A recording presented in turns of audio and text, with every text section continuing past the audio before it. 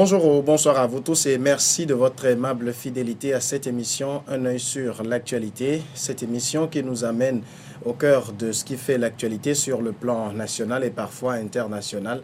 Et cette semaine, en première partie de cette émission, nous allons nous intéresser essentiellement à l'adoption en Conseil des ministres du statut de l'opposition qui consacre, il faut le dire plus généralement, le chef de file de l'opposition. Vous le savez très bien que ce statut fait aujourd'hui débat, surtout que c'est la personne de Jean-Pierre Fabre que tout le monde regarde. Certains lui dénient. Cela, nous comprendrons ce qu'il en retourne avec son conseiller qui est également secrétaire national à la communication, M. Éric Dupuis. Bonjour. Bonjour Monsieur Niaoui, bonjour Madame, bonjour Monsieur. Merci d'avoir accepté l'invitation.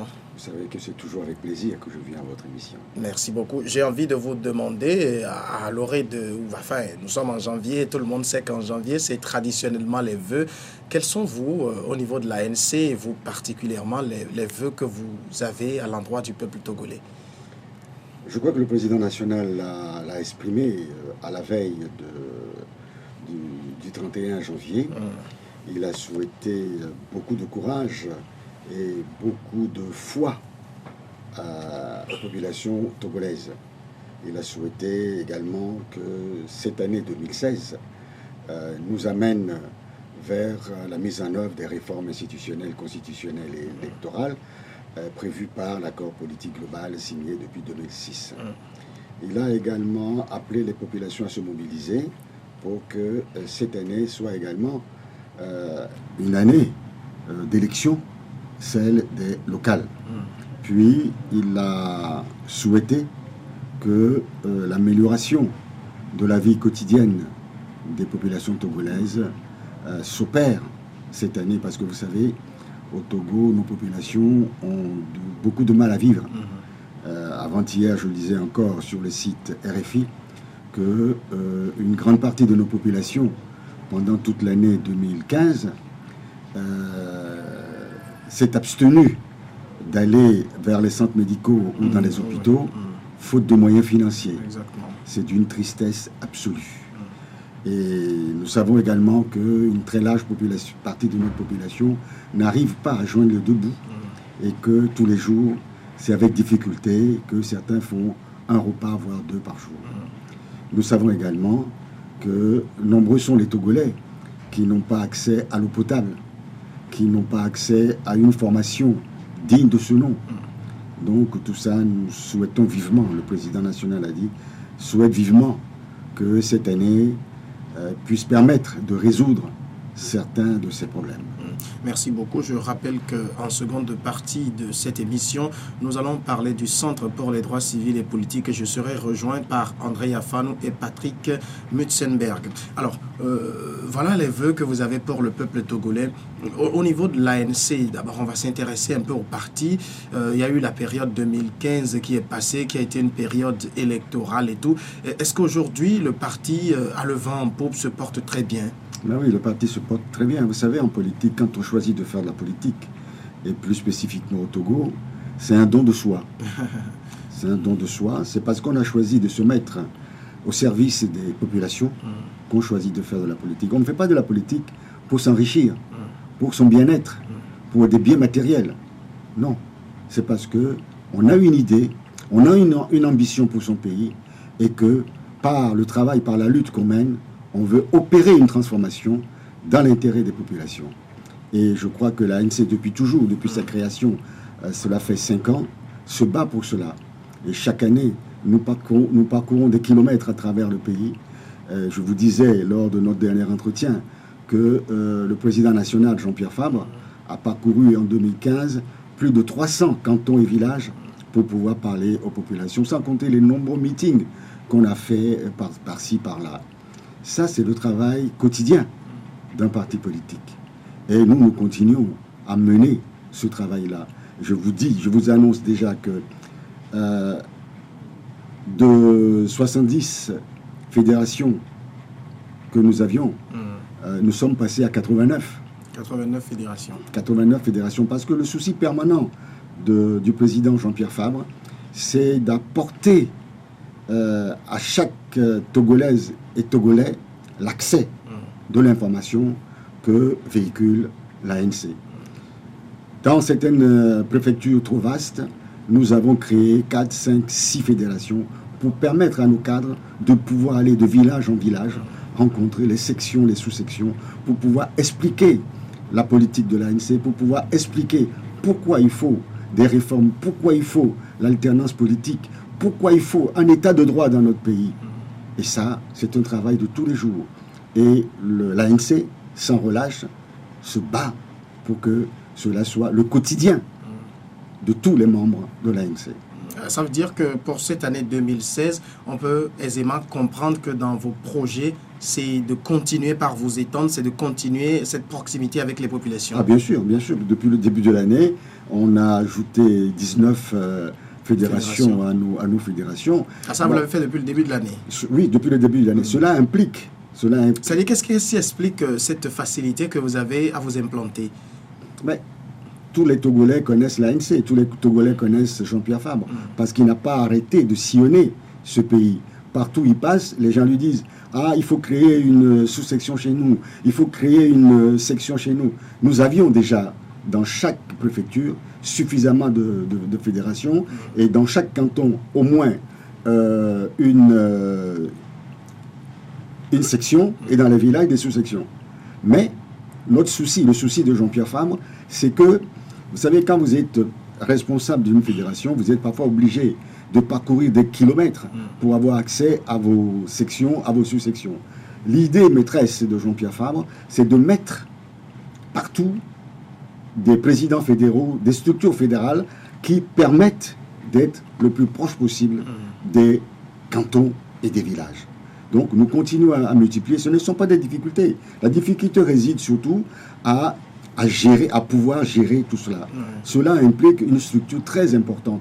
Nous avons au sein de notre parti ce que nous appelons la direction ou la présidence de l'implantation, qui est composée de plusieurs personnes, des gens très dévoués, qui sont régulièrement à travers le pays, qui vont à la rencontre de nos populations pour voir comment fonctionnent les fédérations, comment fonctionnent les sections, comment fonctionnent les sous-sections.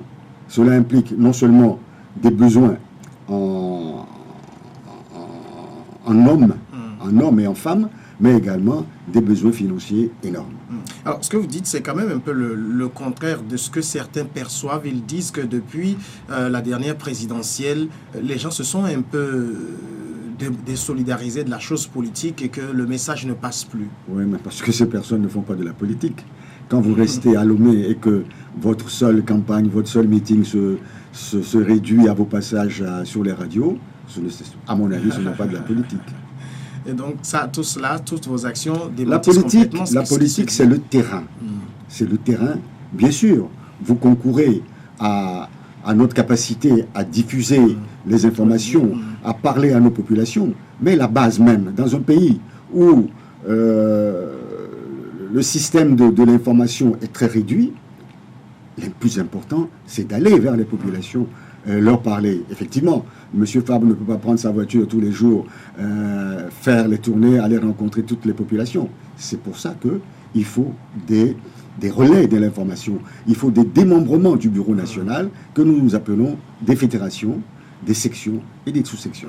On comprend aussi qu'au niveau, comme tout homme le fait à chaque début d'année, ce serait pratiquement la même chose pour tous les partis politiques. On fait le bilan de ce qui a été fait et on fait des projections. Est-ce que 2015, vous avez rencontré des difficultés que vous allez essayer de corriger pour mieux avancer? Vous savez, tout le monde rencontre des difficultés. L'une des difficultés que nous avons rencontrées, c'est que nous n'avons pas suffisamment de fédérations pour pouvoir atteindre toutes les populations togolaises. Et immédiatement, nous avons mis en place 19 de plus. Mais les réflexions continuent. Les réflexions continuent pour affiner nos activités sur le terrain. Il faut savoir que l'ANC est un parti politique qui travaille à plein temps. Ça, c'est une notion qu'il faut bien garder en mémoire. C'est un parti qui travaille à plein temps. Tous les lundis après-midi, il y a bureau national. Tous les jeudis, il y a comité politique. Tous les lundis matin, il y a réunion de la commission chargée de la communication.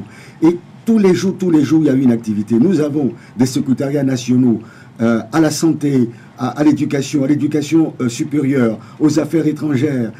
Tout ça, toutes ces structures fonctionnent tous les jours de la semaine. Ça, c'est un parti qui est actif. C'est un parti qui n'est pas là en temps partiel, qui n'est pas là seulement au moment des élections. Ce n'est pas un parti qui se contente de ses passages sur les médias pour faire sa politique. C'est un parti qui travaille sur le terrain et qui s'organise tous les jours. Et nous ne sommes pas des salariés, nous sommes des bénévoles, nous travaillons pour ce pays. Nous travaillons de manière totalement désintéressée pour qu'il y ait la démocratie, pour que l'état de droit soit édifié dans ce pays, pour que l'alternance politique soit une règle dans ce pays. Merci Éric Dupuis pour ces mots d'introduction. On va en venir maintenant à ce qui fait débat, c'est-à-dire le décret qui a été pris en Conseil des ministres le lundi dernier à Accra, des reportants statut de l'opposition. Première question avant de suivre le reportage. Première question, quelle est votre réaction par rapport à cela? Bon, moi, je crois que je me suis exprimé. Je ne sais pas si je me suis exprimé sur votre télévision. Vous savez que la loi a été votée depuis le 13 juin 2013. Je me rappelle, nous étions en campagne pour les législatives de 2013 en ce moment-là. Et je vous rappelle également qu'en ce moment, 9 de nos députés ont été chassés de l'Assemblée nationale et qu'il ne restait que quelques députés à l'Assemblée et que nous n'avons pas pris part à ce vote. Certaines personnes ont voté et nous savons que le RPT UNIR et l'UFC ont voté pour cette loi. Moi, j'ai pris connaissance de cette loi bien après. Et je vous fais remarquer que quand la loi a été votée, il n'y a pas eu de tollé en ce qui concerne cette loi. Personne n'en a parlé. C'est seulement au lendemain des législatives de 2013 que, voyant que la personne qui arrive en deuxième position, malgré les fraudes, malgré un découpage inique, c'est Jean-Pierre Fabre. À partir de ce moment-là, on a commencé à critiquer la loi, à commencer à essayer d'expliquer pourquoi telle personne ne peut pas faire ceci, telle personne ne peut pas faire cela. Je dis qu'une loi, qu'elle soit bonne, qu'elle soit mauvaise, elle doit être impersonnelle et de portée générale. C'est-à-dire qu'elle doit être applicable pour tous. De la même manière. En l'espèce, elle est bonne. Je n'ai pas dit cela. Nous l'avons critiqué, notamment en son article 2 et 3, qui donne une définition erronée à l'opposition. Il ne suffit pas de vous lever le matin pour dire je suis de l'opposition, pour être de l'opposition. Il faut poser des actes qui font que les populations vous reconnaissent comme opposant. L'article 2 dit qu'il suffit de faire une déclaration pour être opposant. Nous l'avons critiqué. Et nous continuons à dire que ça, ce n'est pas bon. Aujourd'hui, nous avons dans ce qu'on appelle l'opposition togolaise, des gens qui n'ont jamais été opposants, qui ont fait toute leur carrière dans RPT UNIR et qui, depuis 2010-2012, découvrent les vertus de l'opposition. Et aujourd'hui, ils veulent se faire passer pour les chantres de l'opposition. Ça, ce n'est pas bon. Il faut savoir ce qu'on fait. Pendant ce temps-là, des gens ont consacré toute leur vie à se battre pour l'alternance. Oui, mais ce n'est pas parce que quelqu'un vient d'arriver à la dernière minute qu'il ne serait pas forcément de l'opposition. Monsieur Niaoui, vous faites votre travail, vous prouvez que vous êtes dans l'opposition, vous n'avez pas de leçon à donner à ceux qui le font déjà avant vous. Ça, c'est la première remarque. La deuxième remarque, quand on est dans l'opposition, on n'est pas là pour se battre contre ses compères ou ses pairs de l'opposition. On est là, l'opposition, elle est faite pour se battre contre le gouvernement en place. C'est-à-dire se battre contre la gouvernance, la malgouvernance, dénoncer la malgouvernance, se battre contre le régime en place. C'est ça l'opposition. Vous ne pouvez pas être opposant et passer votre vie à vous battre contre ceux qui sont dans l'opposition. C'est pour ça que nous refusons toujours tout débat entre opposants. D'accord. Alors, on va regarder maintenant ce reportage-là sur l'adoption du décret en Conseil des ministres. Il s'en est toujours prévalu. Jean-Pierre Fabre peut enfin se frotter les mains depuis ce lundi 25 janvier 2016. Le Conseil des ministres qui s'est tenu à Accra vient d'adopter le décret d'application relatif au statut de l'opposition au Togo. La loi portant statut de l'opposition date du 13 juin 2013, mais n'avait jamais été appliquée en raison notamment de l'absence d'un décret. C'est désormais chose faite. Et plus intéressant encore, le statut de chef de file de l'opposition est reconnu et sera accompagné d'avantages, notamment matériels et pécuniaires. Selon le communiqué du Conseil des ministres, le chef de file de l'opposition a rang de président d'institution conformément aux règles et protocoles d'État. Celui qui en a la qualité disposera d'une voiture de fonction avec chauffeur et garde du corps et d'un salaire mensuel conséquent. En clair, il sera désormais à la charge du contribuable en sa qualité de chef de file de l'opposition. Mais attention, cela n'est pas un acquis. Pour se prévaloir de tous ces avantages, le chef de file de l'opposition aura à respecter quelques obligations sur lesquelles le communiqué du Conseil des ministres a été très explicite. Au titre de ces obligations, le chef de file de l'opposition doit veiller, entre autres, à préserver l'intérêt supérieur de la nation dans le cadre de ses activités et de celles de l'opposition en général, à se conformer aux devoirs citoyens et républicains et participer aux manifestations publiques officielles auxquelles il est invité. En clair, les cérémonies de présentation de vœux au président de la République, les défilés à l'occasion de la célébration de l'indépendance, entre autres, devraient enregistrer la présence du chef de file de l'opposition. Et c'est là où le problème se poserait. Au Togo, une partie de l'opposition a habitué l'opinion au fait de bouder tout ce qui concerne le pouvoir. L'équation sera donc difficile à résoudre. Le chef de file de l'opposition se trouve être le leader du parti de l'opposition qui enregistre le plus grand nombre de députés à l'hémicycle. Dans le contexte togolais, c'est l'Alliance nationale pour le changement ANC qui se trouve être la première force d'opposition. Et son leader, Jean-Pierre Fabre, est de facto chef de file de l'opposition. Est-il possible de voir Jean-Pierre Fabre assister à la célébration de l'indépendance en sa qualité de chef de file de l'opposition? Ce serait une première et il faut attendre le 27 avril prochain pour avoir la réponse à cette énigme. Alors, Éric Dupuis, d'abord une réaction à ce reportage-là. Oh, je voudrais dire que ce reportage n'est pas fidèle au décret. Le décret dit que le présent décret détermine les avantages et privilèges du chef de file de l'opposition pour la durée de la législature.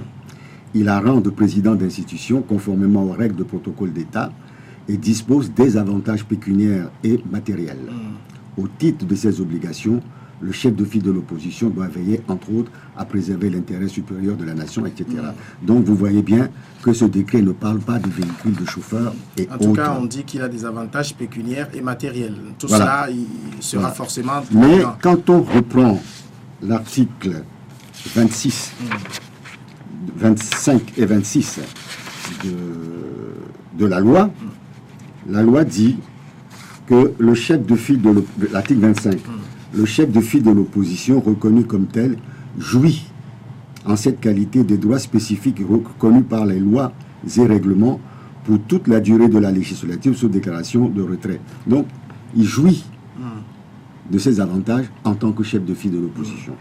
L'article 26 précise, dans le cadre des règles du protocole d'État, le chef de file de l'opposition a rang de président d'institution de la République.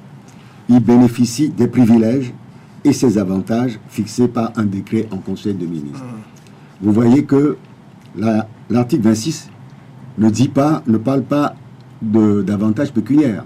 Logiquement, on s'imagine que ça en fera partie. Respectons les termes de la loi. Parce que quand on dit qu'il a rang de président d'institution, c'est qu'on voit à quel rang sont logés les présidents d'institution. Vous connaissez la loi qui régit les présidents d'institution. En tout cas, on voit à quel rang ils sont logés, on voit comment ils sont traités. Monsieur Miaoui, nous avons un tort au Togo, c'est d'aller toujours au-delà de ce que dit la loi.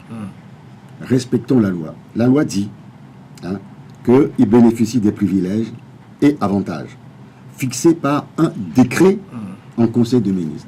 Donc, le Conseil de ministres doit sortir un décret qui fixe ses avantages et ses privilèges. Point. Il n'y a aucune conditionnalité là-dessus. Les conditions sont dans la loi, dans son article 22. Et ces conditions ne s'appliquent pas au chef de file de l'opposition particulièrement, mais s'applique à tous les présidents de partis politiques de l'opposition, à tous. Et bien sûr, il y a la défense des intérêts supérieurs de la nation, mais tout le reste, l'obligation de prendre part aux manifestations, ce n'est pas dedans. En tout cas, ce qu'on sait, c'est que le décret qui vient d'être pris lundi l'a clairement dit qu'il a des avantages, mais aussi des obligations, clairement. Et le décret a spécifié les obligations. Monsieur, un décret ministériel ne se substitue pas à la loi. C'est en violation de la loi. Normalement, ce décret doit rester conforme à la loi. C'est-à-dire que ce décret ne peut porter que sur les avantages et les privilèges. En fait, ce que vous êtes en train de dire, c'est qu'il doit avoir des avantages sans obligation. Mais les obligations sont là dans l'article 22. Pourquoi vous voulez en créer d'autres? En fait, c'est ce qui a été créé comme obligation qui vous gêne, c'est ça? Non, mais monsieur... Le fait de demander, par exemple, que le chef... Puisque là, nous ne sommes pas encore en train de parler de Jean-Pierre Favre, nous parlons du chef de file de l'opposition. Je vous ai dit, pour commencer, que la loi est impersonnelle et de portée générale. Naturellement. Je dis que quand il y a une loi qui est votée, respectons l'esprit de la loi. Respectons la lettre de la loi. La loi est claire. Elle ne stipule aucune obligation particulière, aucune conditionnalité particulière au chef de file de l'opposition. La loi dit, dans son article 22, sans préjudice des fonctions de la loi portant charte des partis politiques, les partis politiques de l'opposition ont le devoir d'œuvrer notamment au respect de la Constitution, des lois, règlements, institutions de la République, à la défense des intérêts supérieurs de la nation, de l'intégrité territoriale de la nationale, de la forme républicaine de laïque, et ainsi de suite. Au renforcement et à la défense de l'unité nationale. Mais à aucun moment, il est écrit ici. Ça, c'est ce qui concerne toute l'opposition en général. Mais là, nous sommes en train de parler spécifiquement du chef de file. Il n'y a rien qui se dégage. Mais le chef de file de l'opposition, est quoi? Un chef d'un parti politique de l'opposition. Évidemment, mais c'est un peu comme le chef de l'opposition. Non, puisque son parti est le plus représentatif à l'Assemblée nationale. Mais on n'a jamais dit ça, parce que quand vous regardez, il faut bien lire. Je suis désolé, parce qu'on va perdre beaucoup de temps sur ça. Pourtant, il suffit de prendre connaissance de ce document pour comprendre l'esprit de la loi. Vous savez, Monsieur Dupuis, même si on comprend tout ce que vous dites, parce que l'article 22 cite clairement ce que l'opposition doit jouer comme rôle dans un État. Mais est-ce que vous ne comprenez pas, par exemple, dans l'esprit du décret qui a été pris lundi, que le chef de file de l'opposition est aussi un statut à part qui doit aussi avoir ses obligations? La loi ne l'a pas prévu. Pourquoi vous voulez transformer ce que la loi a dit? Vous voulez qu'on applique exactement au chef de file de l'opposition ce que la loi a prévu concernant l'opposition en général. Du coup, qu'est-ce qui le rend différent des autres? Dans ce cas-là, la loi aurait dû le prévoir. Un conseil de ministres ne peut pas se substituer au législateur. Essayons d'être démocrates, essayons d'être républicains un peu. Et essayons de respecter. Ce qui nuit, ce que nous tue dans ce pays, c'est que personne ne respecte la loi. On essaye d'inventer des explications totalement alambiquées à la loi. L'article 15 dit « Les dirigeants des partis politiques de l'opposition sont reçus à leur demande ou à l'initiative des autorités par le président de la République, le président de l'Assemblée nationale, le Premier ministre, etc. » Mais ils ont des prérogatives aussi, tous sans exception. Le droit aux considérations protocolaires est reconnu à tous les dirigeants du parti politique de l'opposition dans l'article 16. Mais je ne sais pas de quoi on parle. Ça veut dire qu'en plus d'être chef de file de l'opposition, celui qui a ce titre-là, qui est aussi président d'un parti, a ses droits aussi. Bien sûr. Ça veut dire qu'il gagne doublement, en fait. Non. C'est-à-dire que... Il a déjà les avantages qu'ont tous les présidents de parti. Ils sont tous des présidents de parti. Et après, lui, il est maintenant... On le distingue un peu plus par rapport. Il est un peu comme le patron de l'opposition. Non, peut-être comme le porte-parole, tout simplement. La personne qu'on peut... interroger à un moment donné. Mais Monsieur Dupuis, est-ce que vous n'êtes pas là en train d'essayer de justifier le fait que, par exemple, au niveau de l'ANC, on a systématiquement boudé tout ce qui concerne les célébrations au niveau étatique, l'indépendance et tout, on a systématiquement boudé cela, et qu'aujourd'hui, on veut astreindre le président, le chef de file de l'opposition à venir, et vous trouvez des arguments pour justifier cela? Mais Monsieur Diaoui, vous n'avez pas l'impression de vouloir transformer complètement l'esprit de la loi portant statut de l'opposition? En tout cas, ce que dit le décret, moi je m'en tiens à cela. Le décret n'est pas une loi. Le décret ne remplace pas une loi. Le décret d'application d'une loi met en œuvre l'application de la loi. À aucun moment, le décret ne peut changer complètement le sens de la loi. Mais vous venez de lire la loi et on voit qu'on n'a pas cité au niveau de l'article 22 le chef de file de l'opposition. On a parlé de l'opposition en général. Non, on parle de l'opposition. Quand on est vous savez que le chef de file de l'opposition, il doit quand même avoir des obligations. Non, il n'y a pas une loi spécifique au chef de file de l'opposition. C'est un article qui fait partie de la loi portant statut de l'opposition. En faire un président d'institution, à lui donner un rang de président d'institution, c'est déjà quelque chose de spécifique. Mais c'est la loi qui le dit. Oui. Personne. Et donc ça veut dire logiquement, c'est pas le décret, logiquement que des obligations supplémentaires doivent être ajoutées à cela. Pourquoi logiquement? Oui, parce qu'il a un statut spécifique. Ah bon? Donc à partir de ce moment-là, vous, M. Nyaoui, vous inventez des obligations. Je n'ai jamais rien inventé, nous sommes en train de traduire là le décret. Je conteste ce décret. Pourquoi? Mais parce que le droit, le pouvoir du Conseil des ministres n'est pas celui-là. Ce qui est dit dans la loi, il faut que le Conseil des ministres respecte cette loi. Mais je ne sais pas. L'article 26 dit il bénéficie des privilèges et ses avantages fixés par un décret en Conseil des ministres. Il ne dit pas que le Conseil des ministres va compléter la loi. Si cela avait été prévu dans la loi, je n'aurais rien à vous dire. Mais ce n'est pas prévu dans la loi. Mais en tout cas, là, on parle des avantages et privilèges fixés en Conseil des ministres. Bien sûr. Ça veut dire que c'est au Conseil de décider. C'est ce qu'ils ont décidé. C'est ce qu'ils ont décidé, mais ils n'ont pas à conditionnaliser ces avantages et ces avantages.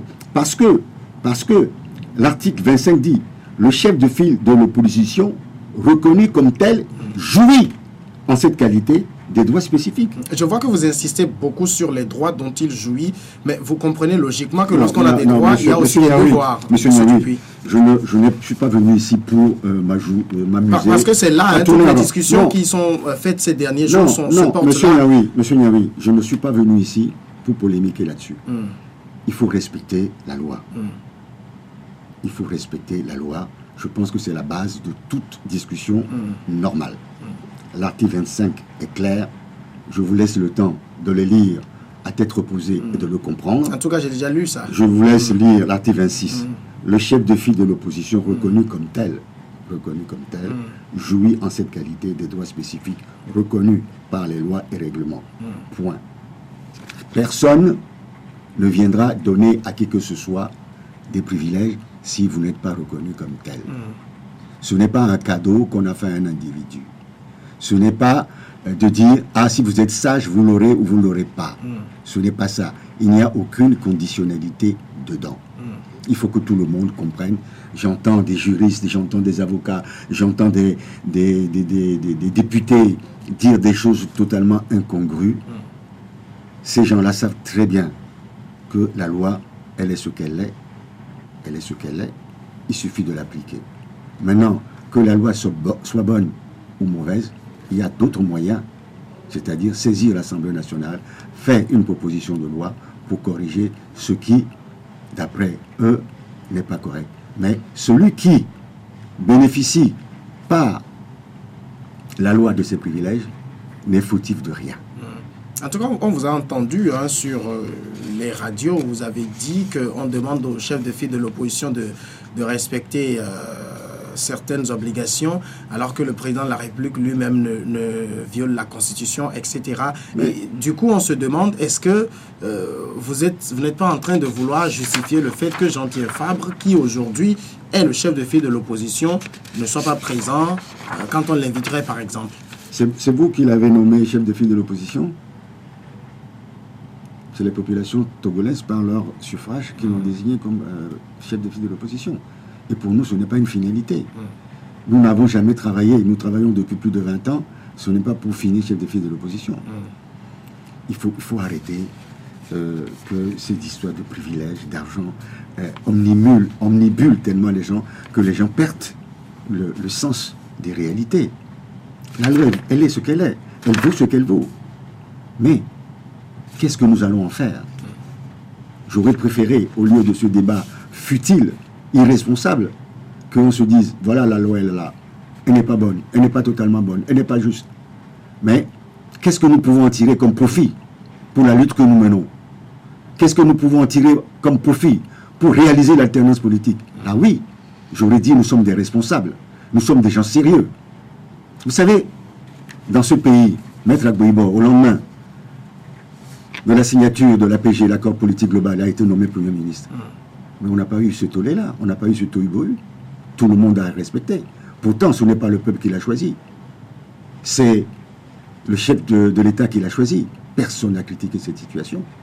Aujourd'hui, comme d'autres, ils bénéficient des droits et avantages du statut de l'ancien Premier ministre. Qui est-ce qui critique cela? Soyons honnêtes. Soyons sérieux. Soyons responsables devant nos populations qui sont pressées de voir l'alternance politique se réaliser, qui en ont marre de vivre croupis dans la misère. Ce débat, moi, me dépasse. Mais il a le mérite de voir pourquoi l'unité ou l'union de l'opposition ne pourra jamais se réaliser. Nous n'avons pas les mêmes objectifs. Cette catégorique là-dessus, elle ne se réalisera jamais. Non, vu tout ce que j'ai entendu la semaine dernière, non. Nous n'avons pas les mêmes compréhensions de la démocratie. Nous n'avons pas les mêmes compréhensions de l'état de droit, du respect de la loi. Nous n'avons pas les mêmes perceptions de l'action politique. Est-ce que vous ne dites pas ça aujourd'hui parce que c'est vous? Non, je l'aurais dit dans d'autres circonstances. Pourquoi, quand c'était Maître Agboibo, nous n'avons pas fait toutes les radios et télévisions pour l'insulter? Parce que nous sommes des gens responsables. Et donc, ce que vous demandez aujourd'hui, c'est qu'on vous respecte également cela. Qu'on nous respecte et qu'on respecte la loi. Oui, mais ce que les gens disent clairement, c'est que... Ce ne sont pas des gens qui disent. Ce sont certains chefs de parti qui disent. Mais la loi, elle est déjà mais faite. Je ne sais pas si vous avez écouté Radio Victoire la dernière fois. Il y a 12 personnes qui ont appelé. De tous bords. Les citoyens togolais ont réagi. Ils en ont marre de ces débats inutiles, de ces débats futiles, d'attaques personnelles. Et ils demandent aux partis politiques de descendre sur le terrain à travers des meetings, de s'expliquer aux gens, au lieu de passer leur temps à s'invectiver sur les chaînes de radio. En tout cas, nous, dans les médias, nous réagissons naturellement sur les critiques que les uns et les autres se font au niveau de l'opposition. Autre critique, Éric Dupuis, c'est qu'il y en a qui estiment que ce n'est pas Jean-Pierre Fabre qui doit bénéficier de ce statut, mais bien Maître Zeus Ajavon, parce que en 2013, vous êtes allé aux législatives sous la bannière du CST. Je m'inscris en faux en ce qui concerne certains. Une personne aurait sorti cela. Mais moi, je considère que c'est une ineptie parce que j'ai des bandes sonores de cette personne lors d'autres meetings du CST qui avaient des propos seulement en décembre 2013, totalement contraires à cela. Mais ceci doit m'amener à vous lire. Vous savez, j'ai le texte sous la main et j'aimerais que toute la population togolaise connaisse ce texte-là. L'article 24 dit « Le chef de file de l'opposition est le premier responsable du parti politique appartenant à l'opposition au sens de l'article 2 ci-dessus, ayant le plus grand nombre de députés à l'Assemblée nationale. » Il n'a pas parlé de regroupement de partis. Or, dans tout le texte, on parle de partis politiques et de regroupement de partis politiques. Là, l'article spécifie le chef du parti politique appartenant à l'opposition. Respectons la loi. Mais pour argumenter, ils disent que actuellement les députés de l'ANC qui sont à l'Assemblée nationale n'ont pas bénéficié que des voix des militants de l'ANC, qu'il y a eu d'autres militants, parce que c'était un regroupement à l'époque qui comptait un certain nombre de partis où les gens ont apporté leur voix pour élire ceux qui répondent aujourd'hui au nom de l'ANC à l'Assemblée nationale. Nami, avec toute l'amitié que je vous porte, ne me faites pas perdre du temps à répondre à ça. En tout cas, c'est ce que les gens disaient. Moi, j'aimerais bien avoir votre réaction là-dessus. Ce ne sont pas des gens, c'est un individu. Ils sont au moins deux responsables de partis politiques qui l'ont dit. Je dis... Et pas des moindres, hein, en tout cas. Okay. Le second a été quelqu'un de très important et très influent dans ce pays, qui fait également cette analyse-là. Oui, bon. Et quand on voit bien d'où ces deux-là sortent, qu'est-ce que vous voulez dire? Le chemin est vite tracé. On ne se dit pas de l'opposition du jour au lendemain. Quand on a vécu pendant toute sa vie, qu'on a été allaité au lait de la dictature, on ne devient pas facilement démocrate. C'est comme ça que vous répondez. Tout à fait. Tout simplement. Tout simplement. Il n'y a pas de justification possible. Je n'ai pas à me justifier. Je n'ai pas à me justifier. C'est trop bas. C'est trop petit. Respectons nos populations qui sont en train de souffrir. Battons-nous pour les délivrer, pour les sortir de cette misère noire. C'est toute mon ambition. Mais passer mon temps à répondre, non, excusez-moi, j'ai trop de respect pour la politique, j'ai trop de respect pour les responsables politiques sérieux pour pouvoir perdre mon temps à essayer de... Non. Je ne le ferai pas. Jean-Pierre Fabre, lui, dans sa réponse, a dit qu'il mettra ce nouveau statut au service de la lutte. Bien sûr. Qu'est-ce qu'il veut dire Tout à l'heure, je vous ai dit qu'au lieu de sauter comme des moutons de panurge sur cette loi, essayer de s'attaquer à celui qui a hérité de ce statut, je pense qu'on aurait pu, dans l'opposition, la vraie opposition démocratique, réfléchir à comment utiliser quelques points de cette loi portant statut de l'opposition pour rebondir et en faire quelque chose de positif dans l'intérêt de la lutte que nous menons. Vous savez, quand vous êtes sur un chemin et que vous êtes en difficulté, vous avez l'eau qui est là, vous allez tomber dedans, et vous ne savez pas nager, vous devez réfléchir rapidement pour savoir comment est-ce que vous pouvez profiter de la situation pour renverser la situation à votre faveur. C'est ça, la politique, c'est ça la vie. Mais quand vous êtes là, à critiquer, sans aucune proposition, à être négationniste, à ne pas s'occuper de la réalité de la situation économique de nos populations, c'est malsain. Nous, à l'ANC, et Jean-Pierre Fabre l'a dit, nous allons voir comment saisir ce statut dans l'intérêt de la lutte que nous menons. Oui, mais là, justement, sur cette phrase-là, qu'est-ce qui va être fait de différent? Parce qu'on sait que depuis 2013, que l'ANC est arrivé en avance, en tout cas dans les partis d'opposition.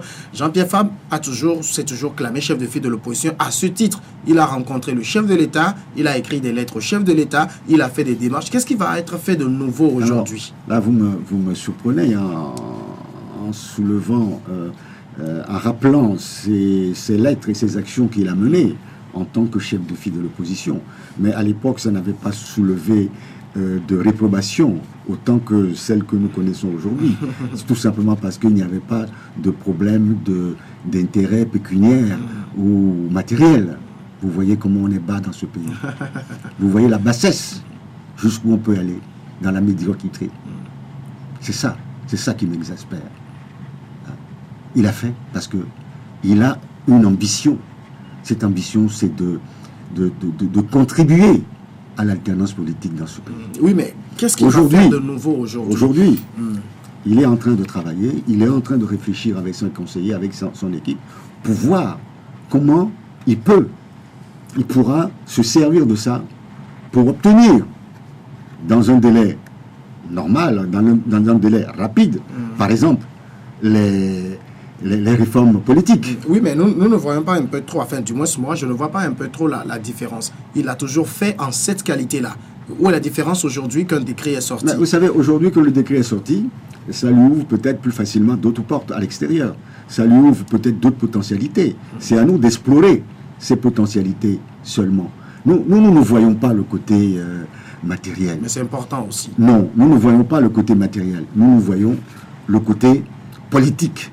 Que nous pouvons. Vous savez, la loi portant statut de l'opposition, et notamment la notion même du chef de file de l'opposition, n'est pas une invention togolaise. Oui, ça existe dans beaucoup de pays. Ça existe en Afrique de l'Ouest depuis 2001. Hein, ça vient des pays anglo-saxons. Et ça a été fait dans l'esprit des anglo-saxons pour favoriser la transition entre une dictature et la démocratie. En Angleterre, ça se fait tellement bien même que le chef de file de l'opposition a un cabinet qu'ils appellent le shadow cabinet qui réfléchit également, etc. Même en France aujourd'hui, la dernière fois j'écoutais une chaîne française où en parlant de M. Sarkozy, on parle du chef de file de l'opposition. Et je vais vous dire, M. Sarkozy est chef de file de l'opposition. Il a été invité plusieurs reprises à aller au 14 juillet. Il a toujours refusé, sauf l'année dernière où il a daigné y aller. Et ça n'a pas créé un scandale en France. Parce que ce n'est pas dans la loi. Et quand il fallait y aller, il est allé. Moi, je trouve que... Et ça n'a choqué personne aussi, il faut le dire. Ça n'a choqué personne. Donc aujourd'hui, avoir Jean-Pierre Fabre au 27 avril ne choquerait personne. Mais c'est lui qui décidera, ce n'est pas un... Oui, mais logiquement, il recevra une invitation. Mais ce n'est pas parce qu'il reçoit une invitation qu'il va y aller. Vous m'invitez, si je n'ai pas envie d'y aller, je n'irai pas. C'est tout à fait, c'est la liberté. Oui, là, vous avez parlé de Sarkozy. On l'invite, il ne vient pas. Mais s'il décide de venir, ça ne choque personne. Donc, le cas togolais également ne choquerait personne. Mais Jean-Pierre n'a jamais dit qu'il n'ira jamais. Jean-Pierre a dit, faisons d'abord les réformes, fixons une date pour les locales, et on fera l'effort. C'est ce qu'il a dit. Donc, je ne vois pas ce qu'il a dit de mal. C'est moi qui ai dit qu'il faut que le chef de l'État respecte la loi. Et d'ailleurs, même dans le texte de loi, là, il a des obligations de rencontrer au moins une fois par an l'opposition. Il ne l'a jamais fait depuis 2013. Vous allez me dire que le décret n'était pas encore signé. Parce que ce décret-là, ce n'est pas seulement le chef de file de l'opposition, c'est le statut portant, la loi portant le statut de l'opposition. C'est un ensemble. Et dans cet ensemble-là, il y a le chef de file de l'opposition. Il y a beaucoup de choses dans la loi qui sont bonnes comme mauvaises. Hein? Et on peut voir dans quelle mesure se servir, ne serait-ce que d'un article ou deux, pour amener le régime en place à faire ne serait-ce que les réformes. Alors, on sait que en parlant des réformes, le chef de file de l'opposition, en tout cas nous au niveau des médias, on n'a jamais contesté ce titre-là. Jean-Pierre Fabre a écrit le 13 janvier dernier au président de la République pour lui rappeler encore ses obligations sur les réformes. Et pour lui, c'est un canal, parce qu'il savait beaucoup de lettres qu'il s'échange déjà. C'est un canal, c'est le seul, à part les rencontres. Est-ce qu'il n'y a pas d'autres moyens à explorer? Il y a d'autres moyens qu'il explore. Je ne vais pas vous étaler cela ici. Je peux vous dire qu'il utilise les canaux diplomatiques également. Vous savez qu'il voyage beaucoup en Europe et en Afrique. Donc, il travaille beaucoup. Et chaque fois qu'il rencontre des interlocuteurs étrangers, c'est pour leur parler de la situation politique au Togo, notamment les blocages en ce qui concerne les réformes ainsi que les locales. Et il y a d'autres choses que nous ne pourrons pas évoquer ici. Mais, vous savez, la dernière lettre qu'il a envoyée, il date de 13 janvier. Personne n'a hurlé comme on hurle aujourd'hui, parce qu'il n'y avait pas de problème dessous. Et Fonia Sibé n'a pas répondu à cette lettre-là. Et vous devez comprendre, j'ai entendu sur les radios, on a parlé de piège. Oui, ce décret est un piège, parce que Fonia Sibé n'a pas voulu répondre aux préoccupations que Jean-Pierre Fabre a soulevées dans sa lettre. Et il a jeté en pâture ce décret pour que toute l'attention soit focalisée sur le problème du chef de file de l'opposition, et plus spécifiquement sur la personnalité de Jean-Pierre Fabre elle-même. Ainsi, il se défausse de la réalité soulevée dans cette lettre-là. Nous sommes en politique. Et immédiatement, il a le droit. Il a le droit. Mais vous savez, quand il y a un piège, vous n'êtes pas obligé d'y tomber. Mais malheureusement, nos amis de ce qu'on appelle l'opposition togolaise sont tombés dedans comme des moutons de panurge. C'est dommage. En tout cas, dans la lettre, il y a eu un point qui a fait tiquer beaucoup d'analystes et même dans les médias. C'est cette partie où Jean-Pierre Fabre dit « Le refus de mettre en œuvre les réformes politiques et électorales constitue la cause majeure du manque d'équité et de transparence des élections, notamment la présidentielle d'avril 2015, dont les populations ECAP 2015 ne reconnaissent pas les résultats. » Cette phrase qu'il a écrite, pour beaucoup, semble dire que Jean-Pierre Fabre confirme ce qu'on lui avait dit avant qu'il aille à cette élection, à savoir, s'il n'y avait pas les réformes, ça ne servait à rien. Finalement, c'est ce qu'il dit ici. Non, il ne dit pas ça. Il dit pas ça. Si, il dit que le refus de mettre en œuvre ces réformes constitue la cause majeure du manque d'équité et de transparence des élections. D'accord. Et qu'à partir de ce moment-là, il ne reconnaît pas les résultats de l'élection. Mais il est allé, s'il dit après qu'il refuse de mettre ses réformes en œuvre, vous croyez que le boycott d'avance, on lui avait dit que si les réformes n'avaient pas été faites, si les réformes n'avaient pas été faites, cette élection ne serait pas transparente, manquerait d'équité.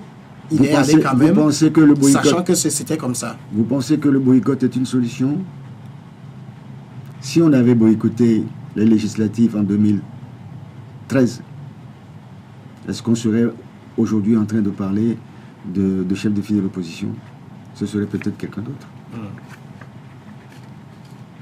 Soyons sérieux. Oui, mais on n'a pas forcément besoin que ce soit Jean-Pierre Fabre. Mais c'est celui qui se bat sur le terrain, c'est celui que le peuple a choisi. C'est pas vous qui avez choisi Jean-Pierre Fabre. Je ne sais même pas si vous avez voté pour lui. Soyons honnêtes. Oui, mais vous dites que ce serait quelqu'un d'autre, comme si le fait que ce soit Jean-Pierre Fabre est une nouvelle extraordinaire pour les gens, mais on n'a pas forcément besoin que ce soit Jean-Pierre Fabre, ça pouvait être un autre de l'opposition. Monsieur Niaoui, je ne fais pas de la politique pour vos beaux yeux. Je fais de la politique pour qu'il y ait un changement dans ce pays. Bien sûr. Ce n'est pas pour vos beaux yeux que je fais de la politique. Oui, mais vous pensez que c'est Jean-Pierre Fabre qui est celui qui porte le mieux l'idéal des gens? C'est celui qui travaille. Il y a beaucoup d'autres dans l'opposition qui travaillent également. À ma connaissance, c'est celui qui travaille. Oui, mais même si ce n'est pas Jean-Pierre Fabre, un autre ferait la même chose. Je dis. C'est pas tant la personne de Jean-Pierre Fabre qui est important aujourd'hui. Mais c'est celui que le peuple... Pourquoi vous voulez... Mais la démocratie, c'est ce que le peuple veut. C'est ce que le peuple a décidé. C'est tout. Respectons la volonté du peuple. Oui, mais là, je suis en train d'attirer votre attention sur quelque chose qu'il a écrit et qui confirme. C'est vous qui l'interprétez comme ça. C'est vous qui l'interprétez comme ça. Non, en tout cas, c'est les mots qu'il a utilisés. Je dis, c'est vous qui l'interprétez comme ça. Oui, mais les mots là sont très clairs. Le refus de vous voulez qu'on fasse une analyse grammaticale, les réformes politiques et électorales constituent la cause majeure du manque d'équité et de transparence des élections. La cause majeure, c'est tout. Ça veut dire c'est ce qu'on lui avait dit avant qu'il n'aille à ces élections. Qui a dit ça? On sait qu'il beaucoup de personnes ont critiqué la participation de l'opposition à cette élection, notamment on lui a dit que si vous y allez alors que les réformes n'ont pas été faites, ça ne sert à rien, et il confirme. Quelques mois après. Qui sont ces on-là? Jean-Pierre Fabre aurait décidé de ne pas y aller, ces on-là se seraient présentés. Voilà, les Togolais on les connaît, on les a entendus aujourd'hui, on sait ce qu'ils valent. Ceux qui disent qu'ils sont dans l'opposition. Tous ces gens-là n'ont qu'une seule ambition. Eux, leur ventre, c'est tout. Éric Dupuis, merci beaucoup. Je voudrais qu'on parle également d'autres sujets qui se sont passés au plan interne cette semaine, notamment la situation sur le campus universitaire de Lomé. J'ai consulté un peu votre site web, le site web de l'ANC. J'ai vu qu'il y a eu des réactions. Ça veut dire que vous avez suivi de très près cette situation-là. Nous avons suivi de très près cette situation-là. Nous en avons débattu au bureau national, puis au comité politique. Donc, même le groupe parlementaire ANC s'est réuni et est en train de réfléchir à ce sujet. Je pense qu'à leur niveau, au niveau du groupe parlementaire, des initiatives pertinentes seront prises, sinon sont prises. En ce qui concerne le bureau national, en date du 22 janvier, il y a une déclaration en soutien aux revendications légitimes des étudiants a été publiée. Donc, nous demandons au gouvernement d'éviter la force, d'éviter le viol du campus parce qu'il y a une franchise quand même qu'il faut respecter par les forces de l'ordre. Et le dialogue, l'écoute aurait pu régler tous ces problèmes-là. Ça fait des années que les étudiants réclament des meilleures conditions de travail. Je ne sais pas, vous êtes jeune, vous êtes sorti certainement de cette université il n'y a pas très longtemps. Moi, je n'ai pas eu le plaisir d'aller à cette université puisque à l'époque... il y en avait pas. En tout cas, personnellement, je n'ai pas duré là-bas. Je suis parti dans une école me faire former. Mais quand vous voyez l'état de l'université aujourd'hui, l'état des amphithéâtres, je pense qu'il urge qu'une réponse importante, une réponse sérieuse soit donnée à cela. Vous savez, lors du vote du budget, nos députés nous ont rapporté, notamment le vice-président de la commission des finances nous a rapporté beaucoup de choses, notamment en ce qui concerne l'enseignement supérieur, avec un budget qui est à notre avis très faible, malgré les besoins énormes des universités, de la formation.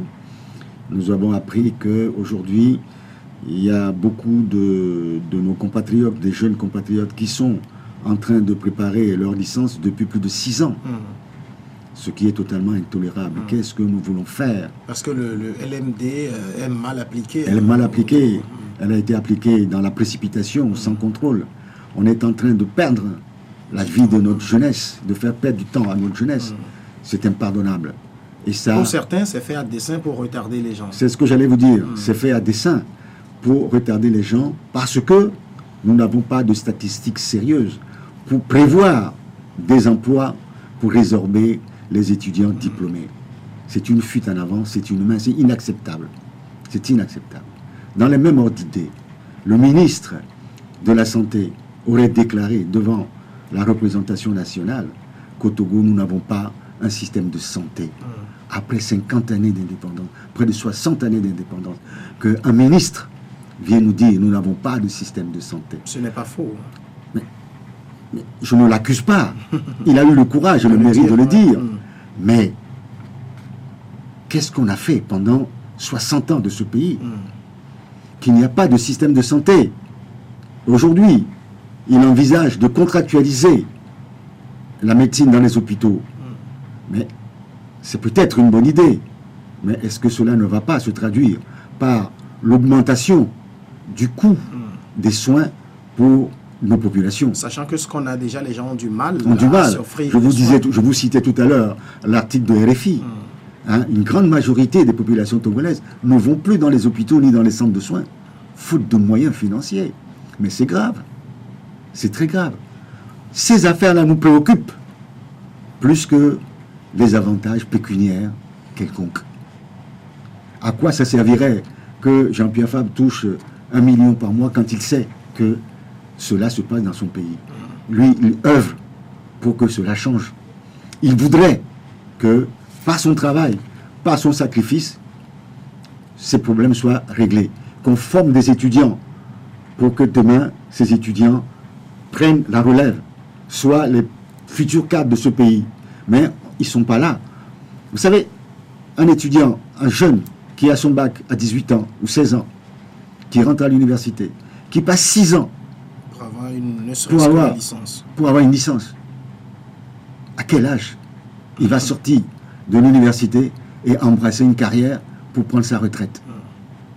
C'est du n'importe quoi. C'est dramatique, c'est dangereux. Je pense que ce que nous disent nos étudiants, personne ne doit être insensible à cela. Personne.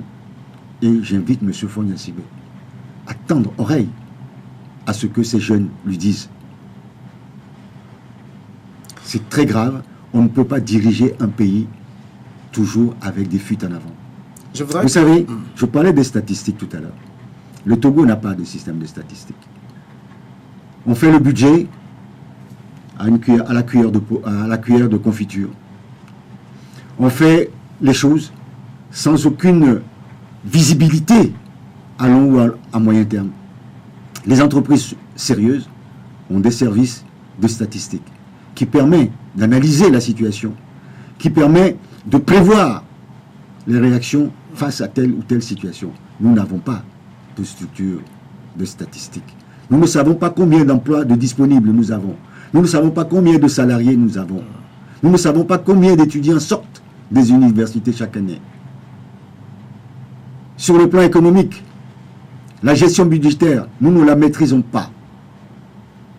C'est l'opacité totale. Voilà. La gestion de la dette, éclatée entre plusieurs ministères. On ne sait pas qui fait quoi. On n'a pas l'appréciation réelle de l'endettement global de notre pays. Et vous appelez ça une bonne gouvernance? Nos populations n'ont pas d'eau à boire, n'ont pas d'électricité. Après 60 ans d'indépendance. Et on s'amuse à parler d'avantages pécuniaires d'un pseudo chef de file de l'opposition. Éric Dupuis, je voudrais que vous réagissiez au dernier sujet de cette émission. C'est le rapport 2015 de l'ONG américaine Transparency International qui vient d'être rendu et le Togo gagne quand même 19 places, passant de la 126e place à la 107e place en ce qui concerne, il faut le dire, la lutte contre la corruption. Vous saluez ce rapport? Non. Non. Moi, j'aurais préféré qu'on nous situe dans les 20 ou 30 meilleurs mondiaux, parce que le Togo est un petit pays. Si on nous parle d'un pays comme le Nigeria, un pays vaste, de plusieurs centaines de millions d'habitants, 160 millions d'habitants, et qu'on n'arrive pas à régler le problème de la corruption, je peux comprendre. Mais un petit pays comme le nôtre, 55 000 km², à peine 7 millions d'habitants, c'est qu'il n'y a aucune volonté politique pour réduire cela. Il y a très longtemps que le chef de l'État avait déclaré qu'une petite minorité s'accapare les richesses de notre pays. Mais qu'est-ce qui a été fait jusqu'alors? Rien. Je ne m'en réjouis pas. Je suis triste qu'on en soit encore là.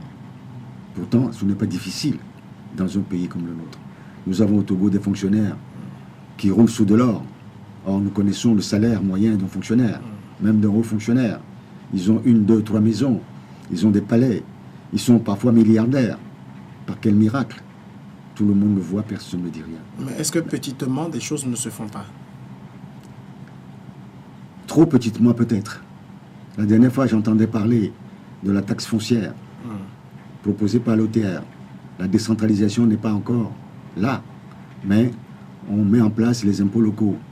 Or, les impôts locaux doivent aller vers les collectivités locales. Elles ne sont pas encore créées. Je pense que d'abord, il y a un besoin d'explication de la part de l'OTR ou de la part du gouvernement vers les populations pour expliquer l'objet de ces impôts nouveaux et fixer une date pour les élections locales. Les populations le comprendraient. Mais quand vous voyez l'assiette de ces impôts, mais on marche sur la tête. Vous voyez une ou deux chambres, 4 000 francs par an d'imposition pour des gens qui ont du mal à vivre. Hein, on dit ceux qui sont dans les concessions. Mais pendant ce temps-là, on dit que quelqu'un qui est dans une villa, il va payer 20 000. Mais il y a villa et villa. Celui qui a une petite villa, qui n'a même pas de WC, qui n'a même pas d'eau, va payer 20 000. Mais par contre, celui qui a la grande villa avec piscine, ne paiera aussi 20 000. On dit que quelqu'un qui a une maison étage, un niveau, il va payer 40 000. Et s'il a un terrain de plus de 660 mètres carrés, il va payer 100 000. Mais allez autour de Lomé, vous allez voir des maisons aux surfaces au sol immenses. Ils vont payer 40 000. Ils ont 4 fois, 5 fois, 6 fois les 600 mètres, les 660 mètres carrés. Ils paieront 100 000 comme les autres. Voilà une pression fiscale qui s'appuie sur les plus pauvres. Et c'est dommage. Moi, j'aurais préféré que dans un premier temps, la valeur locative des biens soit calculée. Nous ne sommes pas contre l'impôt. Et les impôts locaux, notamment la taxe sur l'habitation, nous ne sommes pas contre.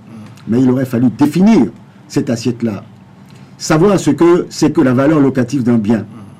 Et commencer d'abord à l'appliquer aux plus riches, aux barons de la République. Ceux qui ont l'argent, ceux qui se sont enrichis, ou ceux qui ont travaillé honnêtement pour avoir une certaine fortune. En tout cas, les plus riches doivent payer plus. Ils ont, aujourd'hui, ce n'est pas eux qui payent le plus.